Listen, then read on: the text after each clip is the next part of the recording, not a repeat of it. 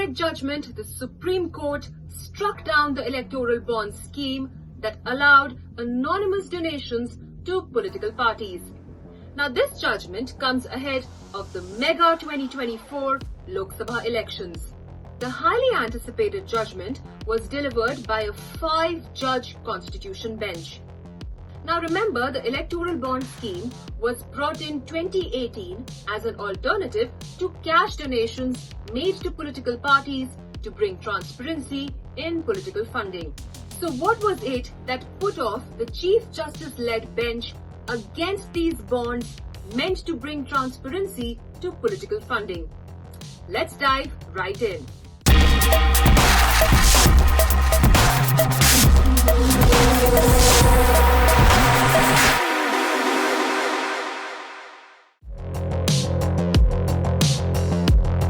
On February 15th, the Supreme Court of India declared the electoral bond scheme unconstitutional.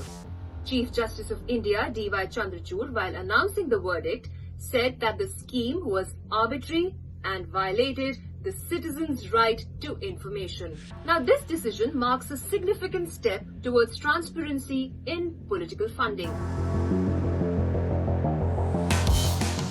Furthermore, the court has ordered an immediate halt to the issuance of electoral bonds. The State Bank of India, which handles the issuance, has been directed to provide detailed information of the donations made through electoral bonds and the political parties that received these contributions. The court also emphasized that financial contributions to political parties serve two primary purposes: to support a political party or as a potential quid pro quo. However, it noted that not all contributions are aimed at influencing public policy.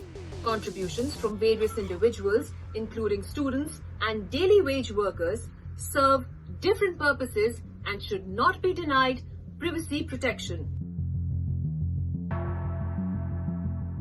Now, highlighting the influence of corporate contributions, the court underscored that companies hold significant sway in the political process. It criticized the amendment to Section 182 of the Companies Act, treating companies and individuals alike as manifestly arbitrary. The court stressed that the contributions by companies are often purely business transactions. Now, finally, the Supreme Court pointed out that the electoral bond scheme is not the sole solution to curbing black money in politics. It suggested exploring other alternatives to ensure transparency and accountability in political funding. Now, this decision by the Supreme Court marks a significant development in the realm of political financing and accountability. The Supreme Court's judgment will certainly mark a shift in how India's political giants fund their Lok Sabha campaigns in the upcoming elections.